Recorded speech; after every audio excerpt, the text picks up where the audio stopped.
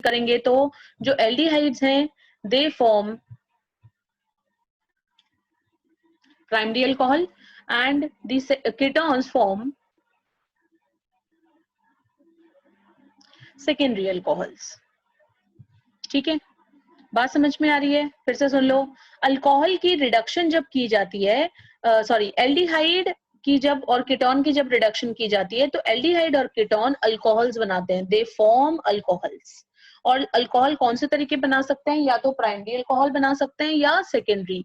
इससे पहले जो हमने न्यूक्लियोफिलिक एडिशन वाली रिएक्शंस पढ़ी थी उसमें मैंने आपको बताया था कि एल्डिहाइड और कीटोन से हम तीनों तरह के अल्कोहल बना सकते हैं, प्राइमरी भी, सेकेंडरी भी और टर्शरी भी। लेकिन वो रिडक्शन नहीं था, that was not reduction, that was addition of Grignard reagent.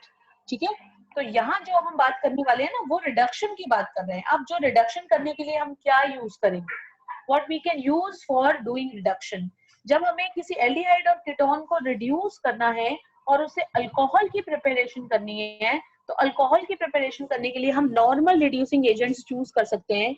आप हाइड्रोजन विद निकल ले सकते हो, ठीक है, या फिर आप यूज कर सकते हो सोडियम इन इथेनॉल, इस रिड्यूसिंग एजेंट को यूज कर सकते हो। We can also make use of standard lithium aluminium hydride and sodium boron hydride. ये इन चारों में से किसी भी रिड्यूसिंग एजेंट को चूज किया जा सकता है। ठीक है, तो आप कोई भी रिएक्शन इस तरीके से लिख सकते हो, जैसे कि मैंने लिख दिया सपोज CH3CHO, तो CH3CHO के अंदर जब आप ये डालोगे LiAlH4 डालोगे तो क्या प्रोडक्ट बनेगा? CH3CH2OH। so we can write like this only, CH3CHO लिया हमने और LiAlH4 डाल दिया तो इसका मतलब रिडक्शन हो जाएगी। रिडक्शन होने के बाद प्राइमरी अल्कोहल बनेगा CH3CH2OH। आपके पास अगर एसीटोन है CH3COCH3, उसमें LiAlH4 डाल रहे हो तो बन जाएगा CH3CHOH CH3। तो डायरेक्ट कन्वर्जन है एसीटोन से प्रोपेन टू ऑल, इथेनॉल से इथेनॉल। आ गया समझ में? इसी तरीके से आप चाहो तो LiAlH4 की बजाय सोडियम बोरोन हाइड्राइड भी यहाँ पर मेंशन कर सकते हो। ओके, चलिए इसके बाद हम नेक्स्ट काइंड ऑफ रिएक्शन की बात करते हैं। जो सेकंड प्रोडक्ट हम यहाँ से ऑब्टेन कर सकते हैं रिडक्शन करके वो है आपकी अल्केन्स। यानी जो एल्डिहाइड और कीटोन है वो डायरेक्टली क्या दे देंगे? अल्केन दे देंगे। दो तरह की रिएक्शन है इसमें, RCHO, एल्डिहाइड कीटोन के साथ आप खुद लिख लेना। इसमें डालेंगे जिंक एमलगम। एमलगम होता है मरकरी के साथ किसी भी मेटल का जो एलॉय होता है उसे कहा जाता है एमलगम। तो जिंक के साथ इसको आपने मिक्स किया है मरकरी को, तो जिंक एमलगम। ठीक है, so zinc amalgam in HCl, when we do so तो रिडक्शन होने के बाद the product is finally RCH3। What I have done, मैंने ऑक्सीजन को रिमूव किया है। ऑक्सीजन क्योंकि डबल बॉन्ड ऑक्सीजन की तरह से रिप्रेजेंटेड रहती है, तो जब ऑक्सीजन खत्म हो जाएगी तो कार्बन की वैलेंसी को पूरा करने के लिए हाइड्रोजन ऐड हो जाएंगे। तो जितने हाइड्रोजन की कमी पड़ती है उतने हाइड्रोजन आप डाल दीजिए and in this way it will form RCH3। ठीक है, आ गया समझ में? इसी तरीके से जैसे मैंने लिखा CH3CHO कंपाउंड हो गया इथेनॉल एसिटाल्डिहाइड, ये डालोगे तो क्या बनेगा? CH3CH3। क्या बन गया compound? Ethane, direct ethane. Okay, similarly CH3COCH3, zinc amalgam HCl, the product is CH3CH2CH3 propene। Fine, ये जो रिडक्शन है इस रिडक्शन को कहते हैं Clemmensen reduction.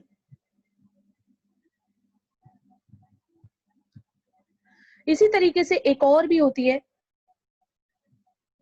Wolf Kishner reaction या रिडक्शन। तो जो वॉल्फ किश्नर रिडक्शन है या जो रिएक्शन है उसमें भी यही सेम होगा, एल्डिहाइड या कीटोन आप लोगे और प्रोडक्ट आपको अल्केन्स मिलेंगे, लेकिन जो आप बीच में सब्सटेंस डालोगे, रिएजेंट डालोगे, वो रिएजेंट अलग होगा। देखिए कैसे होगा ये रिएक्शन। एल्डिहाइड लिया, इसमें फर्स्ट स्टेप में डालेंगे हाइड्राजीन NH2 तो प्रोडक्ट वही बनेगा जो पहले बन रहा था, क्या? RCH double bond N NH2. ठीक है, and then finally it will be subjected to hydrolysis. It will give you RCH3. आप चाहें तो सिंगल स्टेप में भी लिख सकते हैं. फर्स्ट मतलब जैसे मैंने लिखा CH3 CHO, तो मैं एक ही स्टेप में अगर लिखना चाहूंगी तो मैं फर्स्ट नंबर डाल के एरो पे लिख दूंगी, हाइड्रोजीन डालेंगे, और फिर मैं सेकंड स्टेप में लिख दूंगी H3O पॉजिटिव. तो मुझे दो बार लिखने की जरूरत नहीं रहेगी, मैं एक ही साथ डायरेक्टली प्रोडक्ट लिख सकती हूँ, CH3 CH3. सेम रिएक्शन है, same reactant, same product, only the reagents are different. Clemmensen reduction में जिंक, मरकरी और HCl यूज होगा, और आपका जो वोल्फ-किर्शनर रिएक्शन है उसके अंदर हाइड्राजीन यूज होता है. ठीक है, समझ में आ गया? If yes, please put a thumb impression.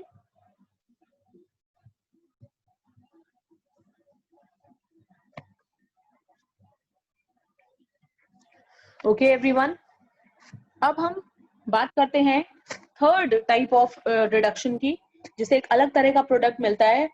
Third product is to form pinacol. ठीक है, ये जो पर्टिकुलर रिडक्शन है ये सिर्फ और सिर्फ कीटोन्स के लिए होता है. ओके, जो कीटोन्स हैं उनको रिएक्ट कराते हैं मैग्नीशियम एमलगम के साथ. ये आपका जिंक एमलगम नहीं है, बल्कि कौन सा एमलगम लेना है आपकी बार? मैग्नीशियम का एमलगम लेना है, और साथ में वाटर की प्रेजेंस में ये रिएक्शन होती है. तो इसके अंदर पीनाकोल जो बनते हैं, pinacol are basically what? Pinacols are vicinal dihydroxy kind of compounds. ठीक है, तो मैं आपको बताती हूँ किस तरह से रिएक्शन होगी. जैसे CH3 COCH3, एसीटोन ले लिया, एक और मॉलिक्यूल ले लेते हैं CH3 COCH3, और रिडक्शन करने के लिए हम क्या यूज करेंगे? मैग्नीशियम यूज करेंगे. एमलगम होगा तो मरकरी यूज होगा, और वहां पर हमने जिंक एमलगम के साथ HCl लिया था, यहाँ हम वाटर लेंगे. ठीक है, अब देखो ये दोनों मॉलिक्यूल आपस में एक दूसरे के साथ जुड़ भी जाएंगे, और जो डबल बॉन्ड ऑक्सीजन है उन दोनों पे एक एक OH भी आ जाएगा. तो कंपाउंड कुछ इस तरीके से होगा. प्रोडक्ट कैसे बनेगा? CH3 CH3 ऑलरेडी था, ये इस मॉलिक्यूल के साथ फिर से जुड़ जाएगा जहां से डबल बॉन्ड ऑक्सीजन थी वहां पर, CH3 और CH3. अब जो दोनों डबल बॉन्ड ऑक्सीजन रह गए हैं वो आपके रिड्यूस होकर बना देंगे हाइड्रोक्सिल ग्रुप्स, यानी अल्कोहल्स बना देंगे. ये जो कंपाउंड्स हैं इन्हें कहा जाता है पीनाकोल्स. IUPAC नेम के अकॉर्डिंगली ये कॉमन नेम है. ठीक है, IUPAC के अकॉर्डिंगली करोगे तो क्या नाम हो जाएगा?